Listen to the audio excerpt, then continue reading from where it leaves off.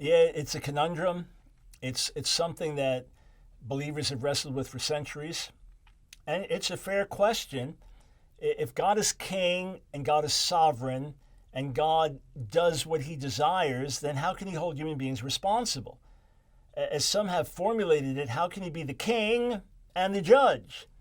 How can he say, I work out my plan among human beings and then hold human beings accountable? As the argument in Romans 9 would go, well, then who has resisted his will? And that gets a rebuke from Paul. So how do we reconcile these two things? I believe what we need to do is major on major themes in Scripture. In other words, we see over and over and over and over in the Bible, from Genesis to Revelation, literally, choose, choose, choose. Here's the right way, here's the wrong way. Choose, choose, choose. Literally, from the beginning of the Bible, Genesis 2, to the end of the Bible, Revelation 22. It's all there. Choose, choose, choose. So that is telling me that human beings have the capacity to say yes or no to God.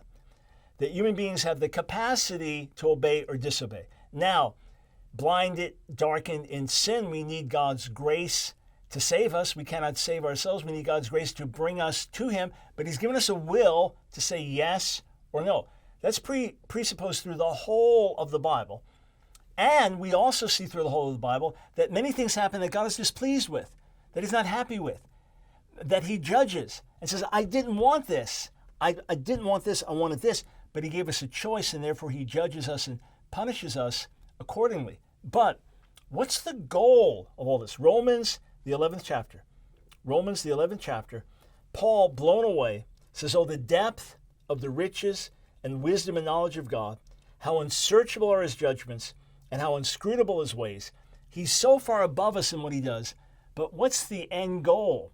Paul also says in Romans 11, God has concluded or bound all men, meaning Jew and Gentile, over to disobedience. In other words, we're all sealed in that same pit of disobedience. We've all fallen short, some under the Torah, some outside of the Torah. But we've all fallen short. We've all disobeyed. We all deserve wrath and judgment.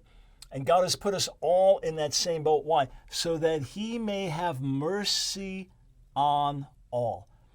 Rather than trying to figure out how everything works, let's emphasize God's heart. He desires to have mercy. He takes no pleasure in the death of the wicked. He desires for all to be saved, and he gives us a choice to accept his grace or refuse it. And in the midst of it, in the midst of human disobedience and sin, he carries out his ultimate plan. But his plan comes by giving us freedom of choice. That's his plan. That's his will. Out of that, he brings about the results he desires.